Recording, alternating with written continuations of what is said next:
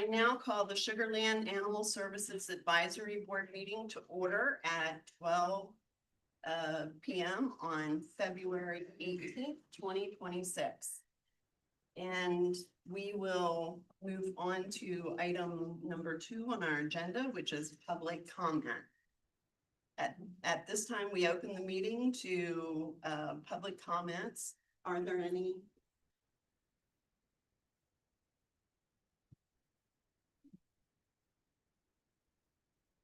We have one speaker request, Christiane Galvani. Could you state, when you get up there, could you state your name and address for the record, please?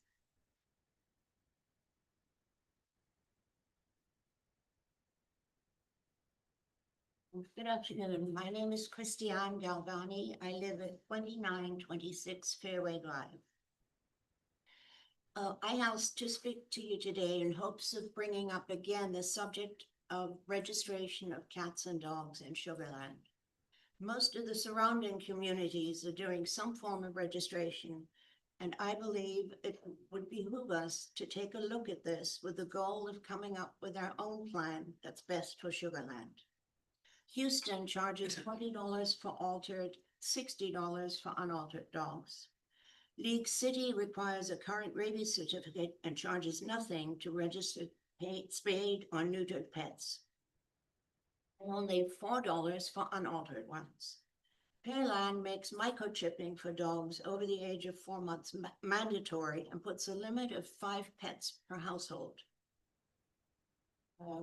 The city requiring yearly pet registration. However, all dogs, cats, ferrets, and equine must be implanted with a microchip before reaching the age of 4 months.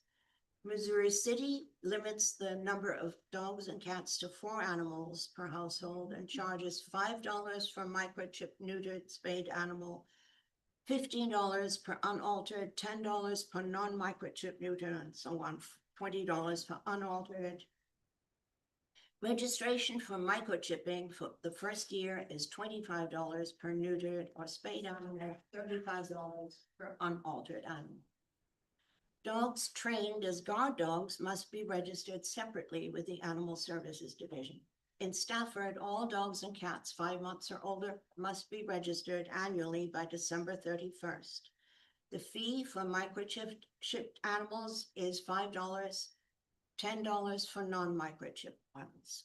Whatever small fee we charge would encourage, I believe, people to spay and neuter their pets and microchip them, and would help the shelter defray a small part of the costs of operating in the new place. Next, I think we should give some thought to requiring the people who want to adopt a dog from our shelter to demonstrate some basic knowledge of the duties and responsibilities of dog ownership beyond the basic care and feeding of dogs. We should devise a test that new dog owners have to pass. Experienced dog owners would likely pass the test without taking a class, but for the others, why not use the classroom in the new shelter for instructing and testing? The classroom in our new shelter is a perfect place to teach the ins and outs of dog ownership, such as how to introduce your dog to new family members. Am I up? That's your 3 minutes. Okay. Thank you. Okay. Some places in Europe require dog owners to have a certificate of dog ownership. So I think it would be less. Is that any others? Okay. Then we will close the meeting to public comments and open to approval of the minutes.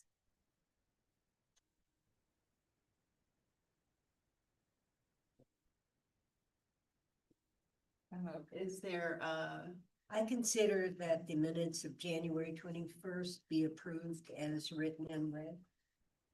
is there a second? Okay, all those in favor? Aye. We will now close the meeting to approval of the minutes and open item number 4, 5, which is the administrator's report. Good afternoon.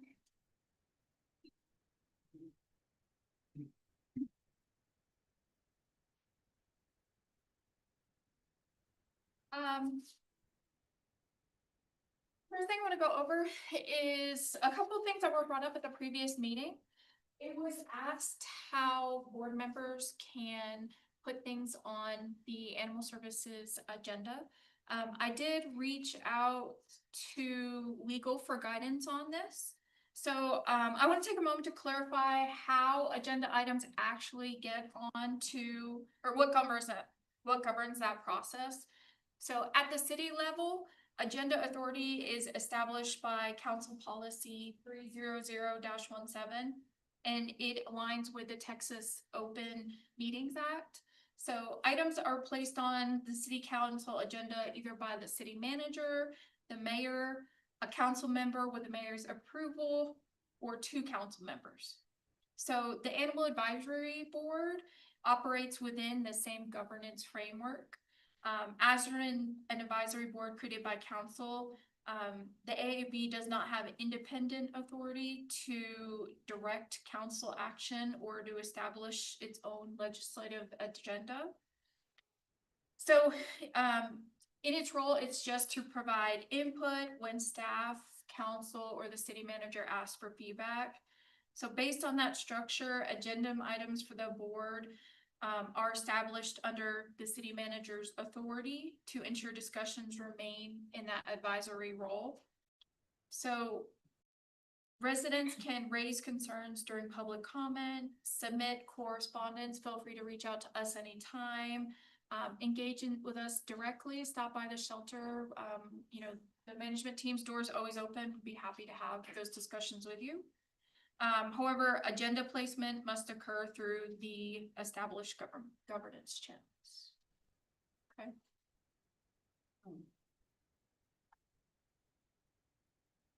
All right. And next is social media and public commentary. This came up after our ethics training at the last meeting. So I want to clarify expectations around social media and public commentary because sometimes the intent kind of gets off topic. So the Animal Advisory Board, since it's not a governing body and it's not necessarily a spokesman for the whole city, when board members comment public on animal services issues, especially online, the public can may reasonably interpret that the comments are either coming from the city or the board as a whole. So the ethics guidance is clear on this point. If you're speaking as a private resident, you absolutely can do so, but you just need to clearly say that this is your own personal view. And you're not acting on behalf of the board or the city. If commentary is responding in criticism directed either at the city or the AAB, we ask that those responses occur in an official capacity, so go through kind of the chain of command. And it's not to limit your voice, it really protects you from public records liability and then somebody going after you for misrepresenting the city. Questions about that? Move on to how we use donations. So we talked about donations a little bit last. This slide summarizes how donated funds have been used since the beginning of our fiscal year, which is October 1st. To date, approximately $8,000 in donor funds have been invested in these 4 medical cases. All of these cases had they came in with these conditions pretty much on intake or after their spay or neuter surgery. In each case, the medical investment resulted in a live outcome and reduced the projected length of stay by converting their medical non-adoptable intake into an adoptable placement candidate. At most other shelters, each one of these animals would have likely been euthanized. So Diamond received an orthopedic repair for a fractured limb and was adopted out on November 22nd after it recovered from surgery. Tipsy, also known as Hoppy, underwent a hind limb amputation and was spayed at that time and was adopted out on January 2nd. Courage received advanced wound treatment for an intake injury and was adopted out on December 22nd. And then Princess required an abdominal, I might be saying this wrong, laparotomy following a spay complication and was then adopted out on February 5th after she recovered. So in each of these instances, the animal would have been medically ineligible for placement and would have been euthanized. So the donation funds allowed for the cases to move from a projected medical euthanasia to a live outcome. So the medical investment, we take it on an individual case. Anytime an animal comes in hurt or injured, we try our best to use donation funds so we are not forced to use. Yes, ma'am. I know we have the fund for building the new shelter, and then we have I think we have a second donation fund. So is that where you pull the funds Yes. from? So anything that goes to the new shelter is completely separate. With any other donations that we receive, we have it as a medical line item in which we pull all of our cases from. And that is, right now, that's the only thing we're using donations for. Thank you. That's impressive. I'm pleased that we've done that. Any other questions? Okay. All right. This was kind of a last minute thing that I ended up putting on because we've suddenly had kind of these behavioral cases, and I want to be really transparent with you all about these three cases. So first thing, we're going to go over behavioral outcome determination. And I want to walk you through how we make these behavioral outcome determinations. So as a municipal shelter, we operate under ASV guidelines, Association of Shelter Veterinary Guidelines for the standard of care for shelter animals. It requires us to assess animals who pose a behavioral risk either to others, other animals, or themselves. So when a dog's behavior may result in harm to people, other animals, or itself, we evaluate whether the risk can be managed in a typical home environment. That includes reviewing their bite inhibition, escalation patterns, what their trigger, can we predict what their triggers are, and whether the behavior occurs across multiple environments. Is it just a shelter thing, or is it shelter in the home? Is it different handlers? Do they just not like men? Do they not like children? Those are the things that we're looking for. So in some cases, the level of management required for safe placement, it exceeds what can happen in a typical home setting. In those cases, once we determine that, in those cases, we then must consider staff and volunteer safety, public safety, liability exposure, and the long-term health or the long-term welfare of that animal. So if it's not adopted, is it ethical to keep it in our care in a kennel by itself the rest of its life? So we review these cases today. I'm not looking for authorization for a specific outcome. The way that those determinations happen are made on a case-by-case basis, based on myself, the administrator, as well as the management team, in addition to veterinary professional and behavioral professionals. So final outcome determinants.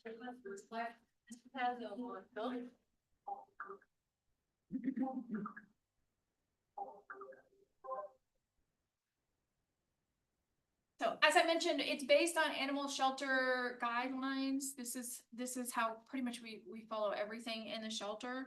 So before going through the individual cases, it's important to clarify what makes an animal become, hey, this animal might be difficult to place, to this animal should not be placed.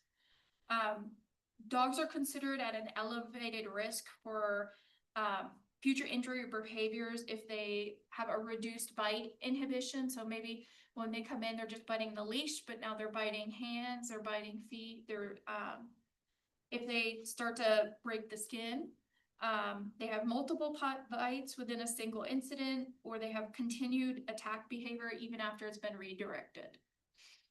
So risk increases when aggression occurs especially during routine interactions. Are we just petting the animal? Is it when we're trying to feed them? Is it leash walking, or is it, general proximity to that animal, rather than, we're in a very high stress situation at the structure or at the shelter. That can be expected in some situations, and we take that into account. But is it happening in these not high stress contexts? So let me see.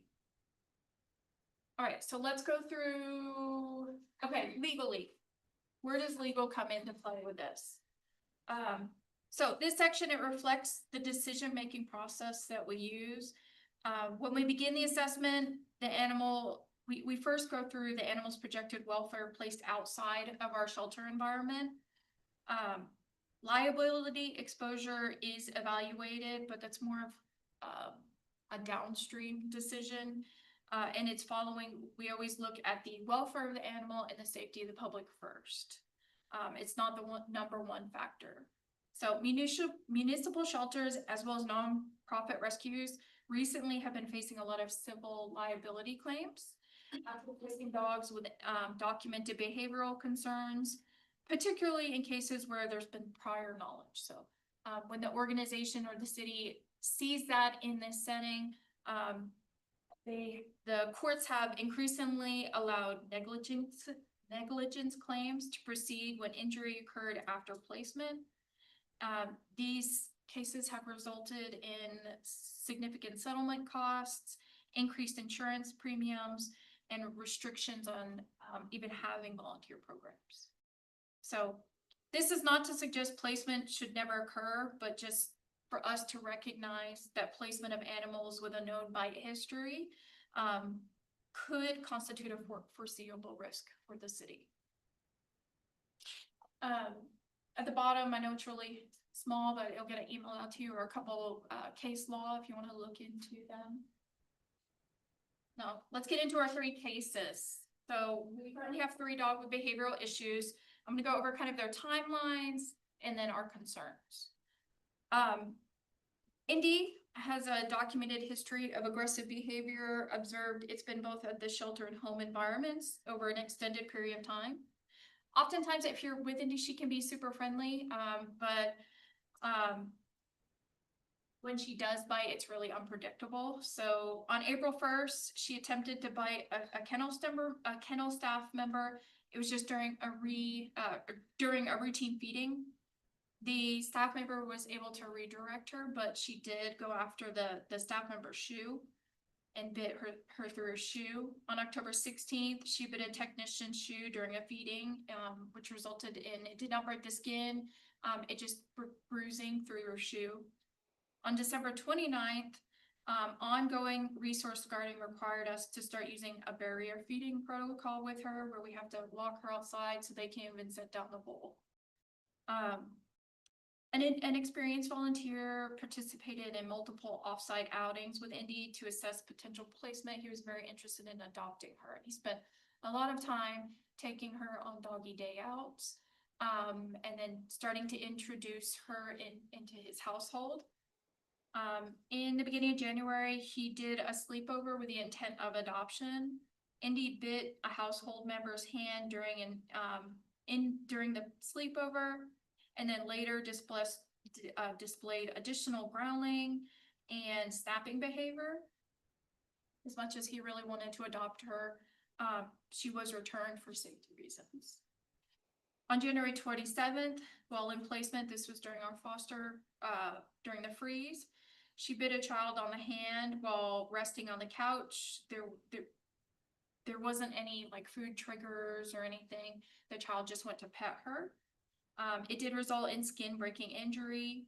Additionally, throughout the rest of that visit, there were handling relating bite attempts that were documented during the sleepover that did not break the skin.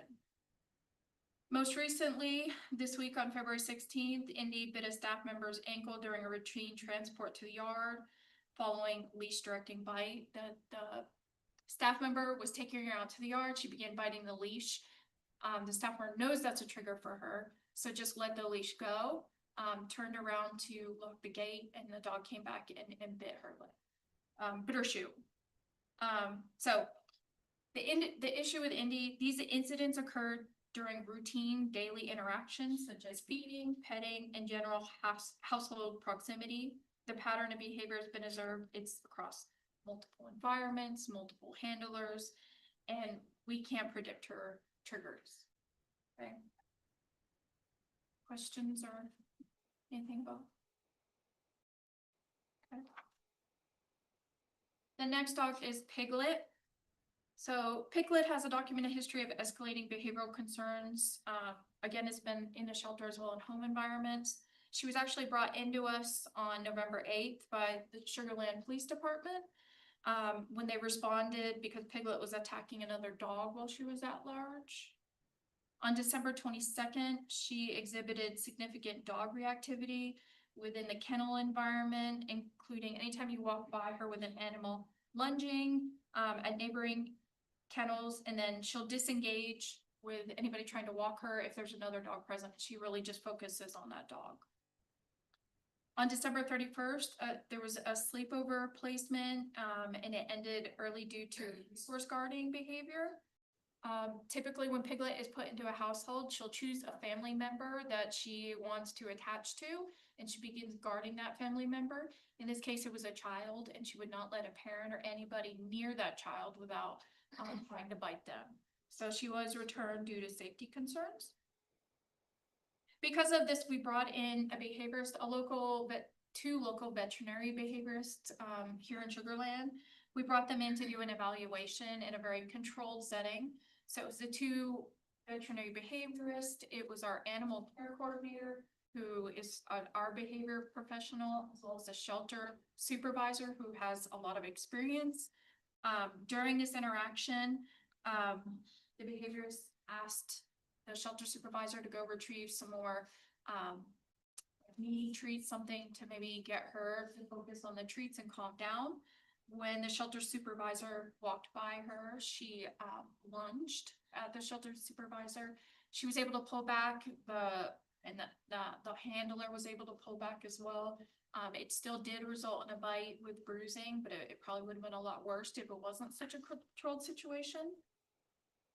So our concern with her is that across these incidents, she has an aggressive response with other animals. Whenever she begins guarding a person and children and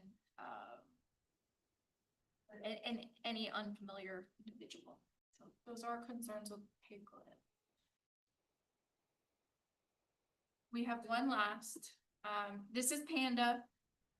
So Panda has one documented incidence. The problem is her behavior escalated kind of rapidly. And it was just during routine handling. So on January 12th, she was being walked on a leash by an experienced volunteer. Panda began biting on the leash and was redirected to try to get her to focus more on walking. He then escalated to jumping on the handler with an open mouth, kind of attempting to bite. He was instructed to sit, and he did briefly, but then he began escalating again, biting the volunteer's ankle as well as both wrist, and the bite on the wrist resulted in bleeding. Additional staff kind of ran out there to help stop the situation and were able to get the animal under control. So the problem with this is the incident occurred during just routine leash walking with somebody who was experienced, and it was just in response to handler redirection. And the problem is how it escalated so quickly, and even though it only broke the skin on one wrist, there were multiple bites. Okay, so that is our concern with with Panda. Okay. So when making determinations on these 3 dogs, we evaluate several factors. There's 3. We assess the animal's behavioral history, especially across multiple environments. Is it just a shelter or are they fine in a home? Does the animal escalate? Is it just snapping or is it snapping and then it's escalating? And can we predict the triggers? So this helps to determine whether it's like a situational aggression or if it's just generalized. The second thing we consider are what interventions did we try? This includes enrichment, behavior modification efforts, consultation with behavioral specialists, and animals' response to how did they respond to these interventions over time? Did we see anything get better? The third, we evaluate placement feasibility. So this involves determining whether the animal be safely maintained in a normal household. And the level of ongoing management. What's that going to look like for an adopter? The final thing we take into account is just operational considerations, including staff volunteer safety, public safety, municipal liability, and anticipated welfare outcomes. So what is the life of that animal going to look like?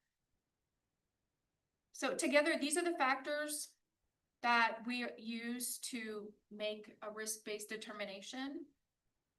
Remember, behavioral euthanasia decisions, they are made on a case-by-case basis by the administrative management team with the help of veterinary and behavioral professionals. So I just wanted to be transparent, kind of, yes. I have a quick question. So, and I'm just gonna pick Panda. Mhm. Because Panda, I don't believe has been outside of the shelter since she came in.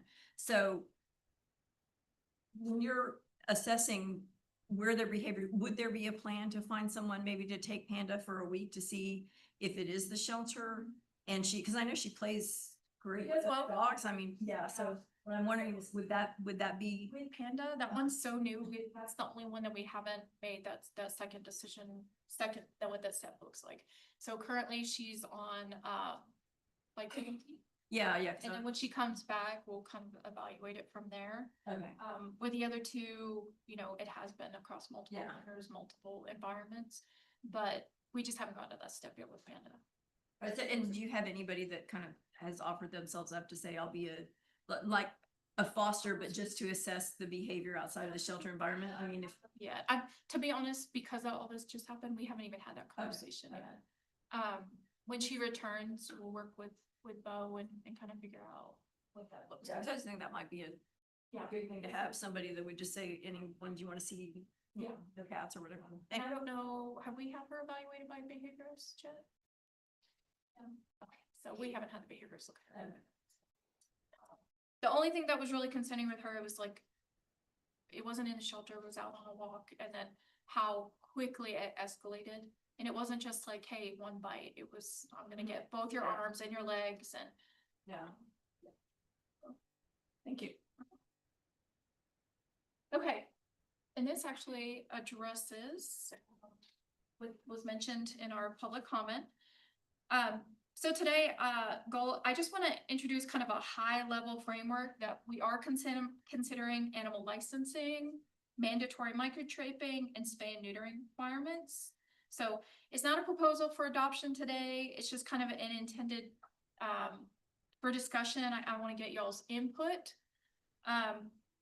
It would have 3 objectives. The reason why we would be doing this, so to improve owner accountability and our ability to return the animal to the owner if it does get out, to reduce intake and extended shelter stays because we know where this animal belongs, as well as align community standards with animal welfare best practices. So it would include 3 components. So an annual city licensing that is tied to accurate owner information and animal identification, a mandatory microchipping for all owned animals, and a spay and neuter requirement with defined exemptions to reduce unplanned litters and contribute to intake. So the key things to consider what we're looking at is how do we structure this in a way that does not create like an unintended financial barrier on those that can't afford it. Evaluating affordability safeguards such as reduced fees or waivers for qualifying residents. So we have to figure out what is enforcement going to look like. Ensuring that there's adequate access to low cost spay neuter microchip services. So today's purpose is to gather feedback on feasibility, priorities. So I'm looking for, I guess, y'all's thoughts. I know she had mentioned of how other cities do it. Do y'all have any feedback? Enforcement is gonna be really difficult. That is the one thing that I'm concerned about.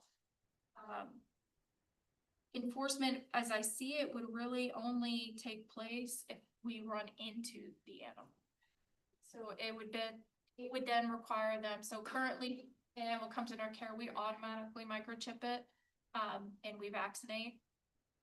It would require them to spay and neuter. So currently, if they come and get it within a certain time period before the 72 hours, we don't have, it's their animal, their property, we cannot do spay and neuter. But this could possibly change that. And then we would just charge it back to them. Will there be what would you do about people who want to breed? We were looking at maybe, they would have to have a process for it. There would be fees, there would be officers going over, checking, make sure that, the property is set up for that. So there would have to be a defined process. In the past, we've looked at this, discussed it, and some of the planned activities that you would do with the new community area of the shelter. We've talked in the past about having a voluntary sign up if they're going to participate in any free services or reduced services that the city offers to residents. So that could be a possibility, where if they're participating in training or whatever, that they get some reduction. But I agree, licensing was the issue. And then we were looking at ways that we could have people voluntarily want to participate. My concern would be adding, because we were just having a conversation back there about how pet ownership is becoming a luxury because medical stuff is not regulated. It's so expensive. And even to get your dog heartworm prevention is ridiculous. That would be my concern because I kind of feel like the people who are going to do this are going to do it anyway. Yeah. And the people who are not going to do it are not going to do it. Yeah. So which leads into enforcement, like how do you enforce it? But yeah, that, because like right now my brain is going, people have to be able to keep their animals. The paws pantry or the pantry is a good idea, but that would be my main concern. And they used to, I'm dating myself, but they used to make you register your bicycles. Yeah. That kind of went, hey, if you remember that, raise your hand. I have my little sticker on it. But yeah, so that would be my concern, would be just making it, and if we could get funding for it. Yeah. That'd be great, but or get people to look at grants. When it comes to vaccinating and microchipping, we're already doing those free events, so that would lower it. I think we would just have to figure out the spay neuter part. And long-term, that was part of the discussion and reason that we came up with an idea of doing like an endowment fund. Right. So the city currently doesn't really have a way to hold a budget item. Like at the end of the fiscal year, money gets spread wherever it's needed, and it could be taken from you and put over here. But the Legacy Foundation could be the holder of some kind of fund like that, that would be specifically for this kind of thing. Right. And I think that I really feel that we could fundraise for these things. People everywhere would be willing to help with some of that. we could possibly even, use the fees for licensing and stuff to go back and do it and. It's like a massive public education thing too.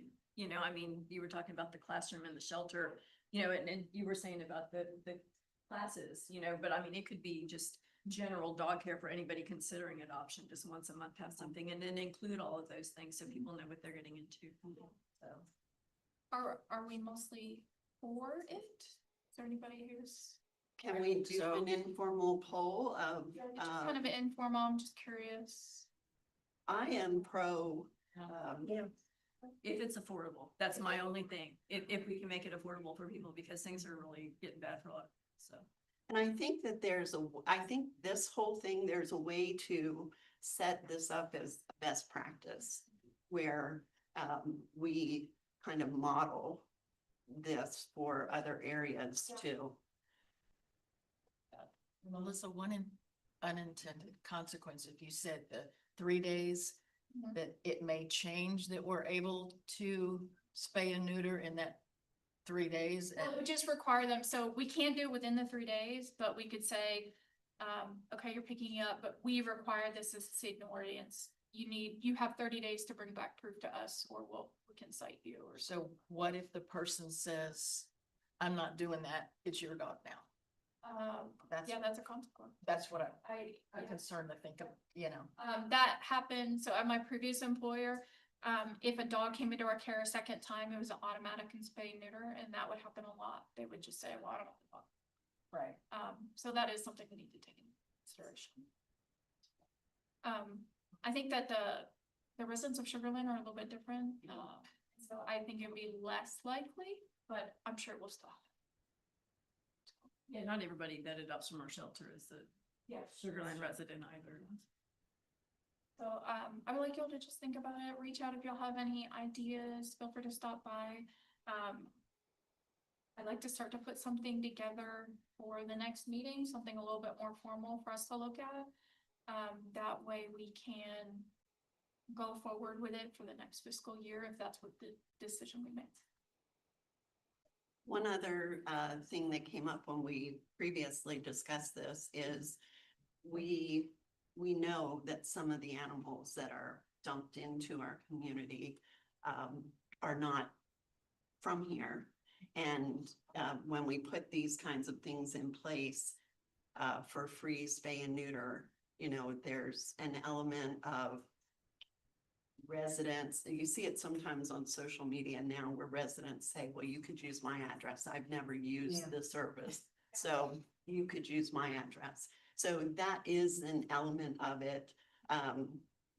Depending upon what funds we have available, like if we had an endowment fund, it's not as much an issue. But that is one thing that we discussed previously that could come up. We also talked previously about getting foundations and actually figuring out and applying for grants from certain foundations like PetSmart. Like Barbara was saying, we could do a program that could launch, eventually taking on nationwide through a grant from a large foundation, because we discussed that one before. And we've Also. started to use it, that's how we, purchased the vaccines for these free, we just had one this past week and a pretty good turnout. That's how we get the funds to, buy those vaccines and ligatures. And if you need somebody to just sit and do the work for creating a grant, I'm willing to volunteer to do those kinds of things too. I have some grant experience. Let's go we'll start on our strategic plan workshop. Hi everyone, my name is Brittany Sinclair, and I am the Assistant Director of Strategic and Government. And today both Melissa and I will be walking you through the Animal Services 2026 to 2028 presentation. Can you hear me in the back? Or do I need to speak louder? Good. Louder. All right, so on today's agenda, first we'll walk through how do we get to this point of having a strategic plan, then the purpose of having a strategic plan, and then of course our planning process cycle. Then we will review the strategic plan and then revisit the mission and vision statement, and then I'll let you know what are the next steps for this part of the strategic plan. So how do we get here? So my department strategic development is SGA. We have many program areas, but one of them is strategy. So what strategy means for the city is that we oversee our city's 2025 to 2027 strategic action plan. So this plan, it translates our committee members, our city council priorities into clear, actionable, and measurable goals. So with this plan, we want to make sure that we basically focus on the implementation of the plan, coming up with projects. We monitor the progress of the plan and make sure that we are achieving our goals. And then, of course, updating our stakeholders on the progress we are making. Similar to that, we also do departmental strategic planning. So basically, we work with departments to come up with their strategic plan. We help them go through a number of different exercises to come up with their focus areas. So basically their main priorities, the goals, so basically what they would like to achieve, and then lastly, the strategies. So what are they going to do in order to achieve these goals? So for SGA, our main priority is to make sure that all departments within the city, they have a strategic plan that they use on a day-to-day basis to guide decision-making. So with all of that, we worked with Animal Services back in September of 2025 to develop the strategic plan. And now we are working with you guys to workshop it just to make sure your voices are included in the plan. Any questions?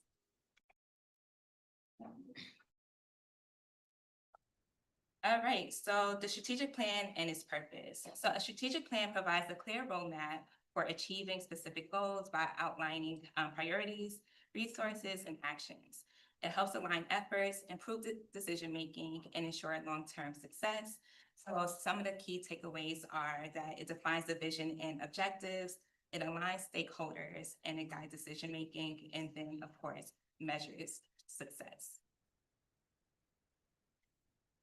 So in our strategic planning process cycle, we have 3 different phases. The first phase is the planning, which is the readiness assessment. We work with different departments to figure out why they would like to have a strategic plan. We want to know who to involve. So normally we give them options of if it want to be all staff or if we want it to be the managerial level. Then we will ask them when would they like to do the workshops, and then what outcomes do they want for this process.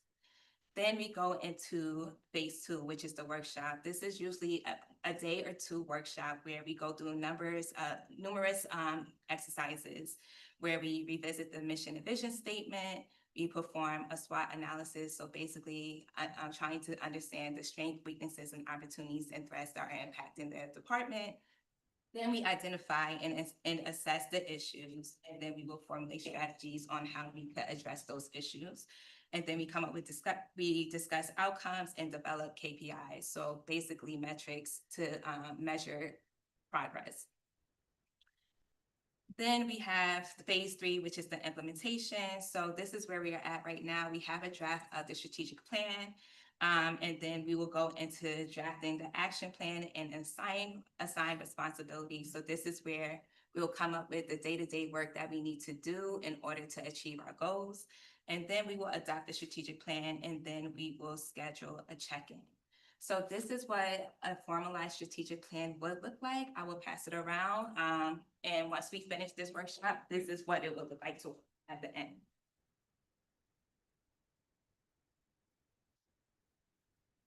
Any questions for me? I know we only have. No, but I'd like to say that I am very pleased that we are participating in this process. I love what you've said so far. Thank you so much. Anything else?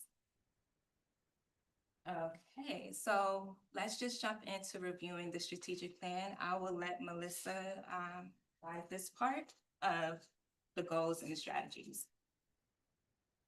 And you all should have a strategic plan in front of you. So it should look like this. Yes. Okay. So far what we have for our mission To protect public safety and animal welfare by strengthening the human-animal bond through education, fair and compassionate enforcement, community outreach, and humane sheltering while advancing prevention-focused solutions that support animals and strengthen the community. What feedback do y'all have on the mission statement? How has that changed from the previous mission statement?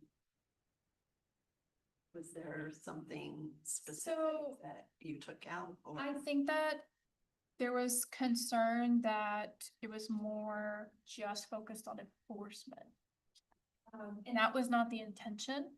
So we tried to be really deliberate about what enforcement looks like to us. And that's where we came up with, it needs to be compassionate, and fair. And the reason we're doing it is for all the other purposes, to strengthen the human-animal bond, to make sure that we are sheltering humanely.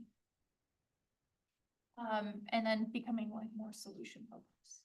I think that fits in if we end up having the community area in the shelter and the kinds of things that you would plan. And even if it's just outreach in another city facility, I think the mission that you presented to us kind of looks toward the activities that could take place in the future as well. So I love that. And that's kind of what we're looking at. We're looking at this strategic plan with the idea that it's helping us build everything to open that new shelter. And go beyond. Any other? I have a comment just to add to it, and our staff is just embracing this, our restructure of our staff and our new staff members. It's education first, always, on every aspect. Whether someone's coming in the door, to, even if they're at the wrong jurisdiction and we don't accept their animal, we take that as an opportunity to educate them. When our ASOs, they're pushed out in the field more, they spend all day out in the field now. And it's not about enforcement. Repeat customers, it may be, enforcement, but it's always the opportunity to educate. And then our community engagement coordinator putting out the information. So I think where I'm trying to stay is that our staff is kind of already doing this, looking, to improve the bond. It's not just enforcement's in a bubble over here and the shelter's in a bubble over here. We're all kind of working together to that purpose. Something I've noticed in the community since we've made some changes here that often doesn't get talked about is the fact that there used to be a lot of comments from people that maybe have come from a different country even. They're new to our area, and there used to be these arguments about allow me to have my individuality here and treat my animal the way I want to treat it. And I'd see these kind of skirmishes back and forth on social media.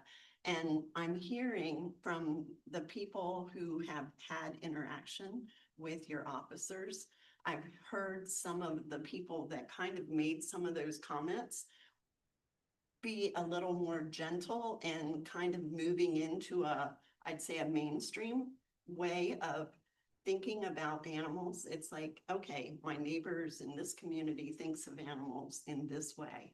So I think that what you're doing is setting that tone for people to, I don't want to say fall in line because that's not the goal, but for there to be a community, I don't know, vibe about how Sugarland wants animals to be treated.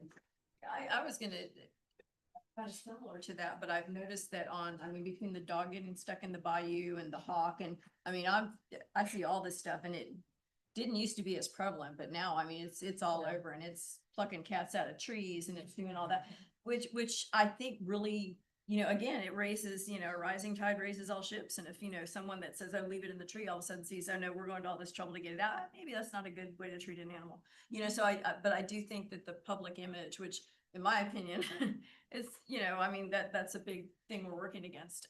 But I think that's, I mean, I see a lot of improvement in that, at least just, you know, from my little corner of social media, but I've noticed that there's been a lot more posts about things that they're doing out in the field, which I think does tend to change people's mindsets. Yeah, or can help. I Yeah. look forward to checking my Yeah. Instagram. I go straight to the shelter. I was like, oh. No scrolling past 18,000. Yeah. Don't read it, don't read it, don't read it. I think the strategic plan, you know, strategic plans, when, I mean, my experience is corporate, and they tend to be very KPI and number oriented and all that data stuff. But I think you're straddling the human It brings the humanity and back. Yeah. data, or, Kind of together. yeah, I like that. Thank you. All right, vision. So our vision, a community where residents and pets are safe, supported, and valued, and where humane animal care, education, and responsible ownership are foundational to both public health and the quality of life. Any questions, concerns, anything y'all want added?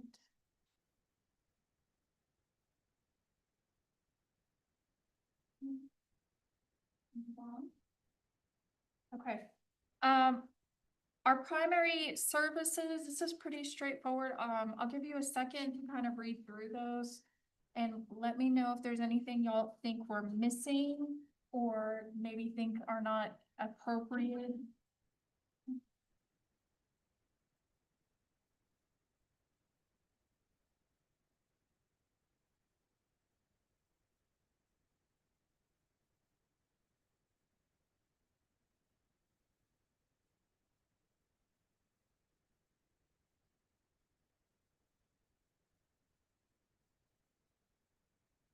Where does wildlife fall into your shelter operations? I would say that's the only thing I see. Wildlife education. I was gonna ask. Like in field operations, it does overlap a little, with our kind of our community engagement, but we've done some restructuring where the field operations and the community engagement are like working together, so that we can see more of that outcome, because they do kind of overlap a little bit. I just think that we should probably for the future make clear what our role in wildlife is Okay. within the city. Yeah, because that's changed a lot even since I got here. So when I got started here, it was like, we don't do wildlife. But I mean, lately, especially, I feel like all our calls are wildlife. And it's a huge thing in Sugar Land. So finding that balance, I think a lot of it is education on, you know, if it comes to birds, you know, different, the avian flu, what can we do? What can't we do? What do we do? So we don't have the ability to work with, like injured wildlife. So we've partnered, with, is it Fort Bend? Wildlife Wildlife rescue. Rescue. So we partner with them. They help us a lot. And if they're unavailable, we take to SPCA. So kind of finding that balance, and then teaching our staff of what we can and can't do, and learning the laws. And then they're passing that on to the residents with each call. And every call is unique. Yeah. And so it'd be almost difficult to write them all down. So we've empowered the animal service officers. We've got some great people to show up to the call, even if it's something that normally we wouldn't, you know, handle, like a coyote, an alligator, you know, but so we've pushed out, go there. Doesn't mean you have to do anything, but you could be a resource. You could work the phone, you can get a hold of the game warden, you could help them find an appropriate pest control company. So I think that's part of the education process too, because we're trying to take every contact, we're trying to make it a positive contact, because that person that called in the bird, the alligator, the coyote, you know, they may run across us on another time. So we want to have a positive impression. So that's kind of our overriding message is just make contact with a person. like the cat in the tree. I mean, it's like, go out there. It doesn't mean I'm expecting you to scale a 40-foot tree to get the cat, but if you can help facilitate, or if you can do it, if you can facilitate. So that's kind of where we're going with that. Yeah, and we used to take wildlife. We back- did. Yeah, I mean, and it was more just stabilize and then get them to TWRC, which is no more. Mhm. So yeah, there's a gap, but it used to be any. It's problem solving. A lot of them is, it's like, okay, what do we do? We have this injured animal, what do we do? Block of ducks in a drain. Right, yeah, so. So I think just because many of us remember the shelter, I mean, it used to be that wildlife was a big part of what we did, and there were animal ambassadors at the shelter, like Penelope. And other, other things went on. And I think as we go forward with a strategic plan, just making clear what our role is so that residents know where this new shelter stands in terms of wildlife is important. And just out of curiosity, do you guys have, if a caller comes in and says, I have a downed squirrel or something, do you guys have, like whoever's answering your calls, do they have like I guess a 911 list to go through, don't feed it, put it in a dark container, make sure it's warm? Because that literally Yeah. makes the difference whether they can be safe or not. I mean, the first thing to do is try to feed it, or it's cold. The mother won't come back if it's cold, but I mean, just a list of things to do in the meantime, Yeah. because that can make the difference of whether we can treat it or not. We don't On an individual Yeah. basis, there's some of that information out there, but if you've got something like that. I'll give you a hold of it. Yes. That would Yeah, be sorry, very this or this, do not. And a lot of times that'd be something also we could provide to 311, because someone may call 311 and just ask, and if they've got a laundry list of what do, It's what to do, yeah, and we'll go out, but I mean, it's, like mother squirrels they're real good about coming to get their babies, but Yeah. if you move them or they're Well, cold or right. whatever, then they're not gonna, so, a lot of them are kidnapped, but yeah, I'll be happy to draw that up and bring it to you. That'd be really helpful. Do we have any plans in here to do education? I know we used to go to like elementary schools and we would take Penelope, the opossum. We could take a dog or a cat, obviously. But like we're presenting, I mean, But even though we they're have elementary. Christine, we have Freya, we have a lot of ambassadors. We could, so it could be a partnership kind of thing. We just, Paige is actually working on that. Oh, yeah. Yeah. Oh, yeah, our new squirrel. No, as far as identifying. But maybe part it of the- should be in here. Part of the education curriculum for schools, and find the grade level and then visit schools, so. Yeah, and that builds up community support and it lets people know we're here if they want to adopt an animal, or it serves a lot of different purposes. So part of the history of animal advisory boards, the law was created because they needed the messages about rabies to go out into the communities. And so that was actually the origin. And then over the years, things, it just depended what came up. So the one that sticks in my mind is wasting disease in deer. And we had Texas Parks and Wildlife here to examine deer that were sick or died. Somebody found them laying beside the road or in a park dead. So I think that the history of advisory boards relates to wildlife in some way, and it goes back to, excuse me, public safety. We don't want rabies. We don't want certain diseases being prevalent in our community.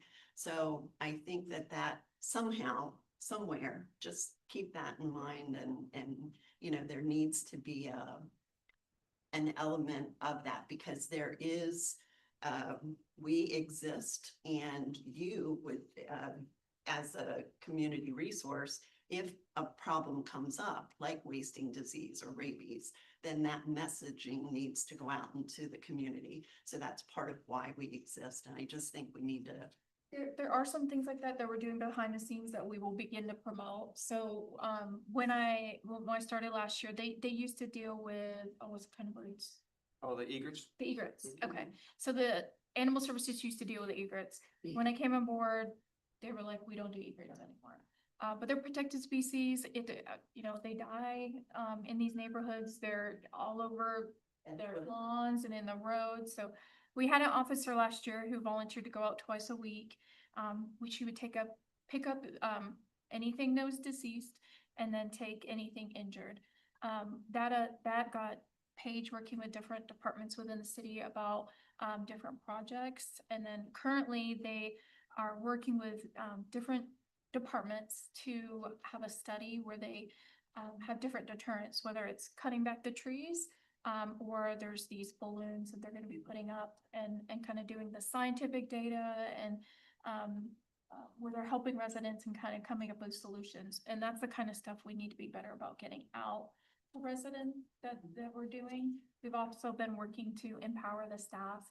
You know, if they have a passion like egrets or a certain type of wildlife to, in addition to their job duties, come up with programs or something, like that they're willing to take on.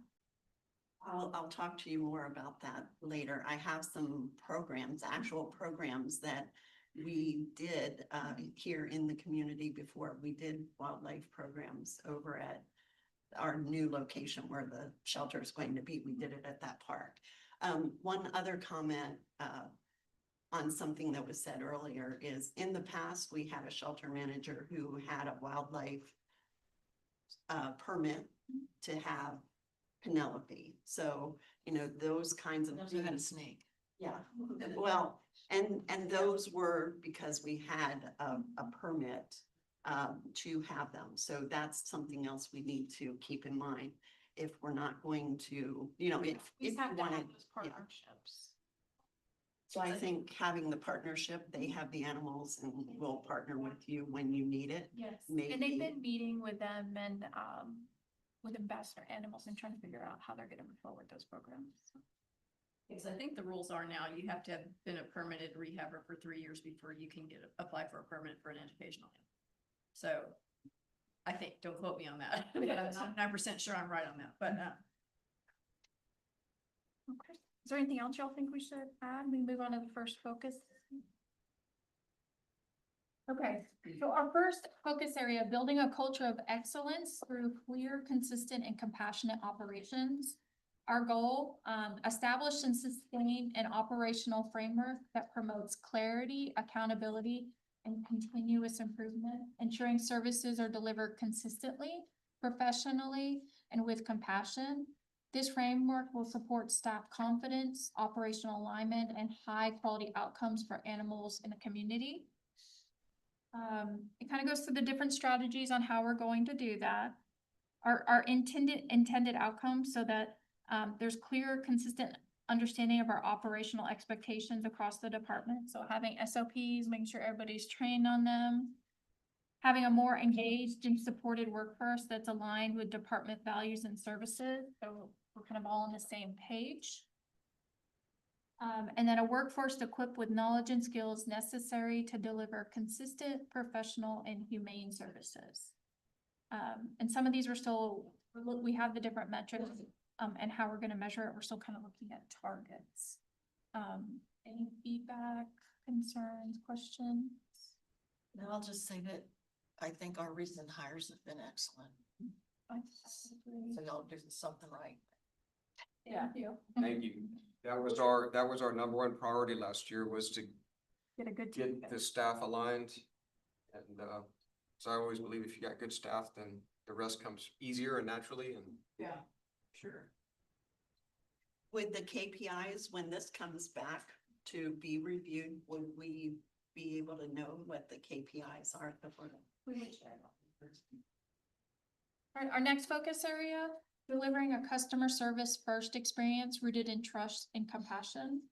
Embed a customer service first culture across animal services that prioritizes empathy, responsiveness, transparency, and continuous improvement, strengthening community trust and increasing meaningful community engagement. So our outcomes, we really need to strengthen the community trust and confidence in animal services. I think we all see that. So we'll be looking at increased community participation in live outcomes for animals. So, and then increased philanthropic and community support, so like our donations, and kind of monitoring those and giving all feedback on how those are changing. If I could, I've already said this to you, but I have noticed, just a wonderful, what I consider to be a wonderful change not change, because the message was always the same, but the messaging that goes out to the community, things that are put on Facebook. Whomever we have hired to do that kind of thing and our focus on what our PR messages should be, Yeah. I want to give kudos, because those have been, it's wonderful to read some of the stories. And I just want that person, whomever Yeah. it is, and you She's guys. been doing to it know. part-time. She's doing 2 jobs. Yeah. Very positive. Yeah. She's doing 2 jobs right now, and the intake spot at the front desk should be starting here in early March. And once we get that person trained up, yeah, the community engagement can focus full-time. So we've had great things, and we expect even more great, so we're pretty excited. Right, swell. Right. Huh? I was like, it's Myrna, no. Yeah. I figured it was, yeah. Amazing. And one thing, I'm sorry, it's not just about social media, because every chance I get, if somebody sees my shirt or they ask about the shelter, I always say, well, how long is it since you visited us? So a lot of times it's been 2, 3, 4 years, and I'm like, well, come see us again, just come, we're open, you know. I think that's an important point, because a lot of people that I have talked to over the years don't even know where the shelter is. And they don't have, we have 150,000 residents or ish. And we hear from a small number of those people on some regular basis, but there's this whole community out there that has not visited the shelter. And I think as with some of the stories that are going out, I've heard from people that are not the typical, that don't typically respond or tell me about animal shelter stuff. So they're seeing it. I think that's positive. And if y'all could help us, just, if somebody has concerns, invite them in. Yes. Because, I mean, just constantly giving tours and, just, telling them about our changes, because things have changed drastically just in the last 6 months. Yeah, that's. We're looking at that once she's full-time and not trying to do both positions, we're looking at, doing like open houses and, like big volunteer, like events, having them come in to kind of see what volunteering could look like and get them interested. And I don't know if it falls, I'm sorry. oh, you're fine. I don't know if it falls within a strategic plan, but something that I think could be very valuable is to develop some kind of, or take things that you're already developing, but make it an education program with a certificate or something for children. When you have that new shelter, some of these things, parents are always looking for things for their children to participate in. And if you put it out there as a certificate program, kids go through, 4 Saturdays, and then they get this something or other. They are. Has summer camp. Yeah, so they get something. It's when you talk about how you're going to reach the general public, that's a group of people, adults with children, that aren't probably spending a lot of time thinking about the shelter. But if there's something for their children, they may participate in that. And then you are educating parents as well. So just consider it. I do. Used to have like Girl Scouts read to the dogs. We used to have Girl Scouts that used to come in and read to the dogs in the back there. Yeah. Considering that, it's hard with, I don't know how they did it with just the setup. Like we walk in. It was in the ISO area where they were. So it was a little bit less chaotic, but yeah, but I was gonna say, as far as like the tours and whatever, I think that's a great idea. Unfortunately, I know you guys, like the culture of the last 5 years. Yeah. reflective tape on everything, shut the door, ring the doorbell, go to the window. I mean, it's been anything but come and see your shelter you pay for. So, yes, but I think that's a great idea. And, yeah, if you need hookups with Girl Scouts, let me know. I was a leader for 12 years. Now I'm just camp nurse every year, but no, that's a big thing. So y'all can even do like presentations at camps and stuff. Yeah. Okay. Yeah, we got one coming up in June, so. Our focus area number 3, expanding field presence and responsiveness and responsive community focused enforcement. So our goal, strengthen animal services field operations by increasing the visibility, capacity, and professionalism, ensuring timely, effective, and humane responses while building trust and constructive relationships within the community. So our outcomes, reduce escalation and repeated field incidents is the one we're this is something that I guess we've been really passionate about. When we got there, the offices were purely just responding to calls. So they would sit at their desk all day and wait for a call to come in. Now we've empowered them to be out in the field all day. So they're in the field, even when they're on their lunch, they're in their uniform. If somebody talks to them, they'll discuss, you know, the shelter and all of our policies and stuff. So this is something, again, we're really passionate about. And if I could add to that, when we were interviewing potential ASOs, you know, you always have the standard questions you ask, but we always snuck in, do you like doing community events, or did you do community events? And everyone we've hired is like, oh, I love this, the best part of the job. Yeah. I'm hired for that, you know, with that in mind, so. And we're also transitioning the officers to do many of our community. So instead of it just being, you know, shelter staff are welcome to go, but it's the officers that take on that responsibility.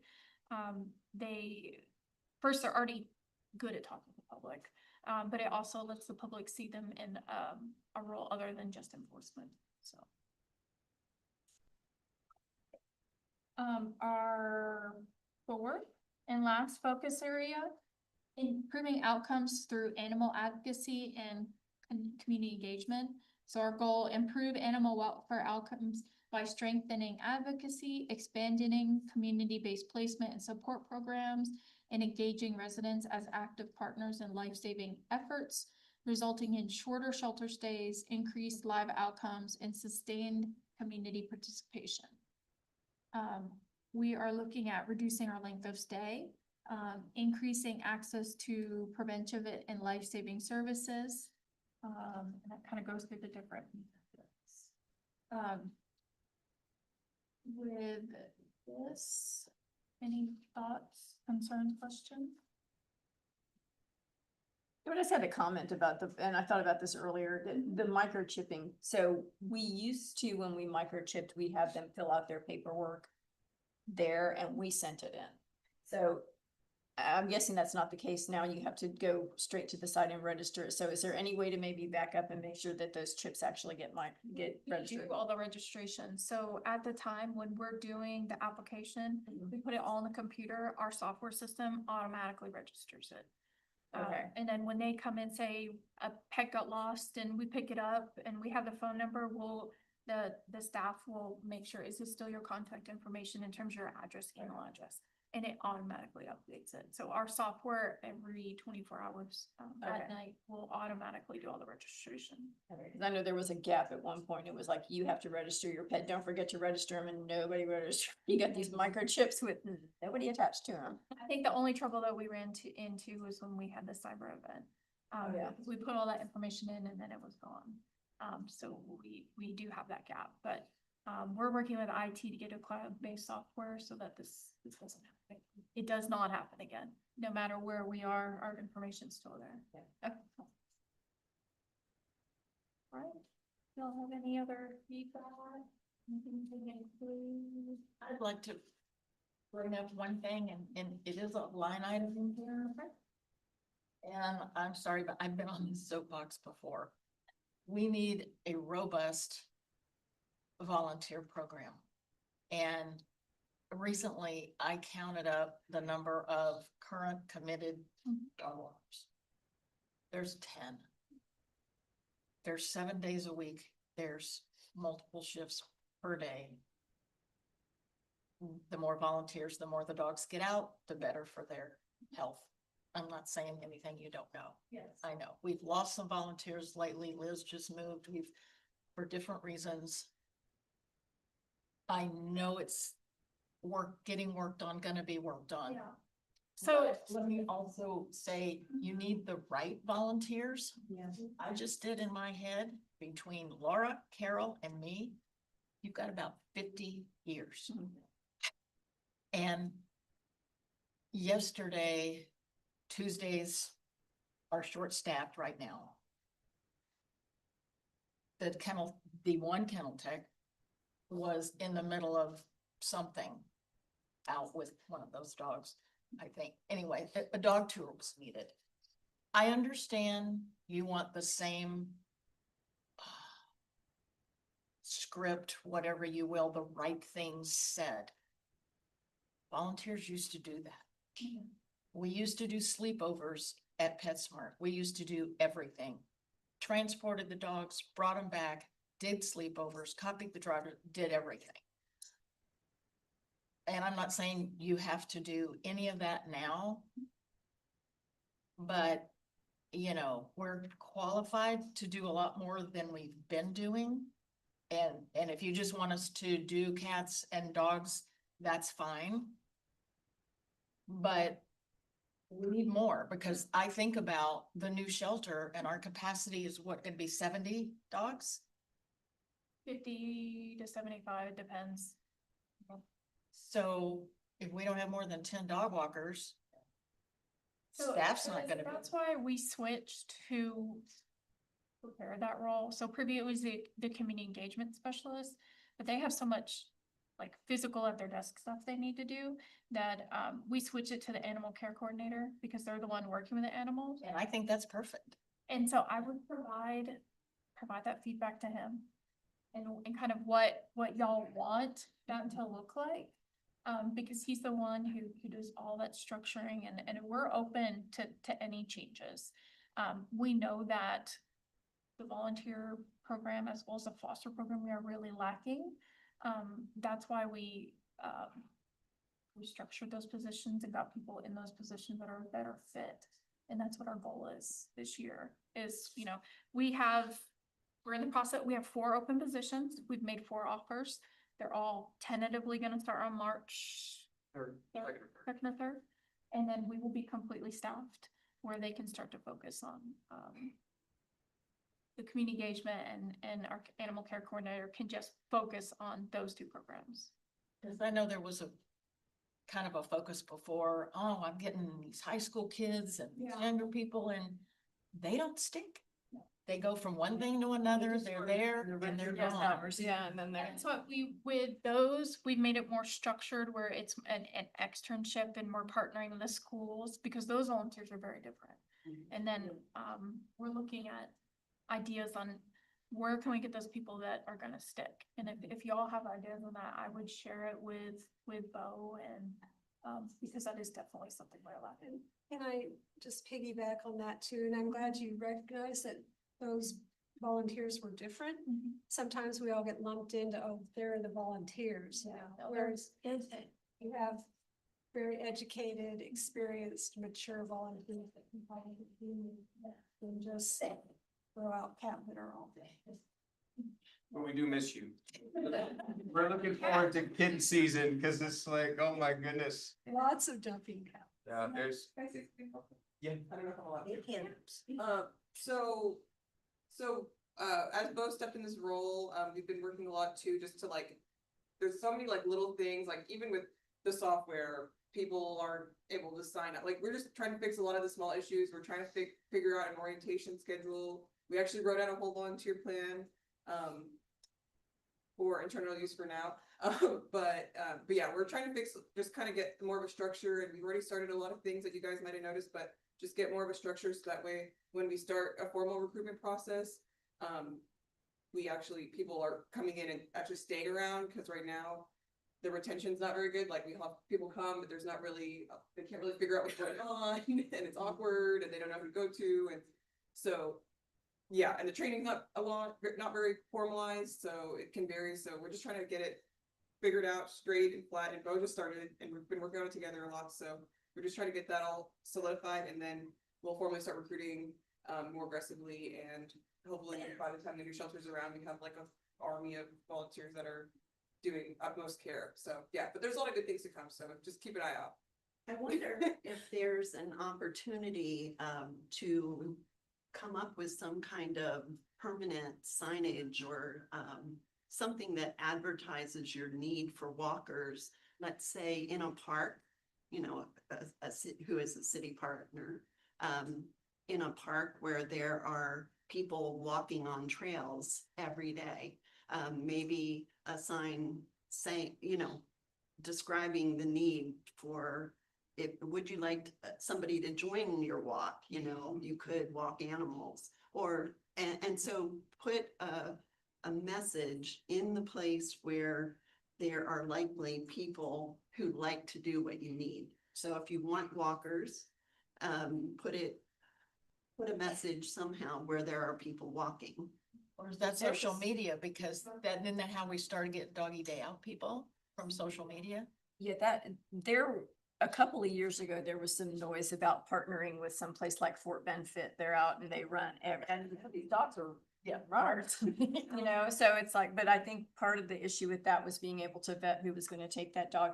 And I know when Catherine was the director of the shelter, she was not a fan of fosters because she couldn't vet who was taking that animal. I mean, that was her babies, you know, she was gonna send out. And so she just was like, we're just not gonna do that, which I like the foster program now. I think it's getting a lot of a lot of traction, but I can understand where she was coming from, where, you know, you're gonna trust your dog. So I don't know what legally, you know, is involved in doing something like that. But, you know, these high school run, you know, track clubs, I mean, that's, you know, they A program that I had started at my previous, the facility I worked at was called Rescue Runners, and it was where we would partner with local run groups, and on Saturdays they would come in, and then we saw a huge increase of dogs being adopted, as well as those people returning to volunteer. The only reason I haven't considered launching yet is it's where we're located is not the safest can't to run go from to. there. So I know it, yeah, so we were looking at maybe talking with like, Fort Bend Christian, maybe seeing we use their track and bring the dogs over there or something. So those are the ideas that we're working on. And then when we have our new shelter, it'll be a lot easier because where it's located to have those formal programs, but we can start recruiting them now.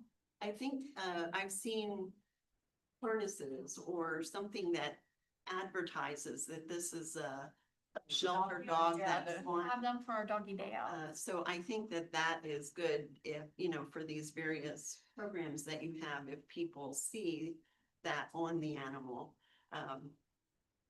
I think that could be good. And if that would be another thing on doggy day out, if somebody's, instead of just doing the pup and the car ride and things, if you have some people who are willing to walk where there's other walkers, and there's this dog advertising that we need walkers, and it's somebody who enjoys talking to people, you know, they may talk to walkers, and you might find somebody. We've that done way. it a couple times, and a lot of stores will let you go in there. So we were in Floor and Decor one time, and I can't remember who it was, but we had 2 people call from the floor, like to the shelter to put hold on the dogs. So I mean, TJ Maxx will let you in there, Lowe's, Floor and Decor, you can go a lot of places to take them in there, you know, so yeah.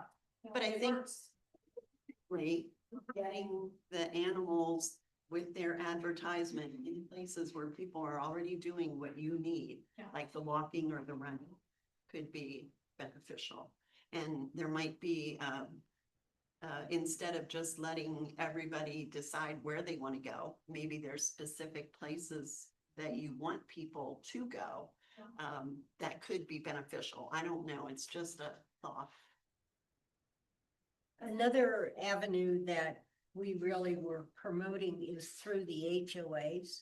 Some of us board members were willing to talk to the HOAs, to write articles for the HOA newsletter, get involved through an HOA area Cause an HOA is filled with homeowners or whatever, and. Go ahead. So we have been talking about something. I was asked to do something for Commonwealth Estates. Okay. And the answer, I guess the thing that, where we stopped is we got a legal review of it. And so if you are a board member and you are going to write in an HOA, Meredith has given me a disclaimer kind of thing that you have to put at the beginning. You have to clearly state that you are operating or you're writing, doing this as an individual We did that. citizen. Yes, we did, 3 but or 4 years ago. but we I'm got just it saying approved. that there's, so we've been working on, some of the HOAs are quarterly, some are monthly. And so they are going to try to look at what things they have coming up in a quarter that they could share with us to put in HOA. So there has been some work going on Okay. and some legal determination. And I think now we know where we stand with it. So that is something that could be worked on, will be worked on in the future. But thank you for bringing that up. And I think that's an important, it reaches a lot of people. So that one is important. So, that's That's it. all right. So, do you guys have any more feedback regarding this? So far, what I'm going to do is add a section about the animal shelter, well, animal services, and then elements on why we exist as a shelter. But if there's anything else that you would like to include, please feel free to reach out to Melissa, and then she'll let me know what to add to the strategic plan. And didn't you talk to us during the first meeting that there might be an update once the new shelter is built?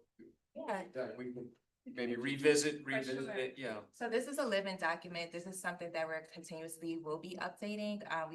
We will be having check-ins every 6 months on it, but then we also will update it mostly like every year, so. The only thing that comes to mind, and I'm a big picture thinker more than a zero in on detail. So the PR, do we have I guess a formal public relations plan or a PR plan? With all of these things, like in my mind, I'm thinking that there's avenues to advertise to the public that these new things are going on. So I know that a PR plan isn't typically part of a strategic plan, but I would encourage us to consider a PR plan to go along with this because there's a lot of good stuff in here, I think. Yeah, I just have one other thing to add, and this is just, it's on topic, but kind of not. But as far as like community education, the one thing that the biggest kept secret nobody knows about is when is an animal that you find on the street owned and when it is not. So unless things have changed, from my understanding, if you have an animal in your possession for 10 days, provided medical care, it is now an owned animal and you can't surrender it to, say, our shelter or whatever. Nobody knows that. It's like, I brought him in and I took care of it and I fed it and I kept it for 2 weeks. I couldn't find an owner. Here it is. And when I was answering phones at the shelter, we would have to tell them it is now your animal, or you took it to the vet. You can't, and man, my ear, I mean, it was like I got chewed out more times than I would care to admit. Well, and we But may, nobody knows it. yeah, you educate when they come in the front door. That's But they know. Still 10 days? in 10 days, Okay. but at the same time, every circumstance is different. So we try to make it what's best for the animal. And so Right. sometimes that's redirecting, sometimes we may end up taking the animal, but it's always, And that's great, but I'm we do. just saying, if it, just to let them know that this exists. Right. Maybe something I got found in 5 days. Media or something. Or just like, you know, how the city puts out, you know, hey, did you know? You know, I mean, just something that the city, did you know, if you find an animal, here's the steps, but keep in mind, if you take it to the vet. 10 little facts or something. Yeah, or just something, you know, if you take it to the vet, if you keep it for 10 days, it's now considered your animal, you're responsible legally for whatever it does, but you also cannot turn it in. And I had a conversation literally like 2 days ago with somebody that just found an animal, and I just told him, I said, if it's 10 days, it's yours, you know? So anyway, but that just something I thought about, because that's just I think an area where nobody knows the rule. So that is a touch point. So in my work on strategic plans in the past, we'd often identify where is a touch point. That's a point where you're going to interact with either the public or a customer, in my case.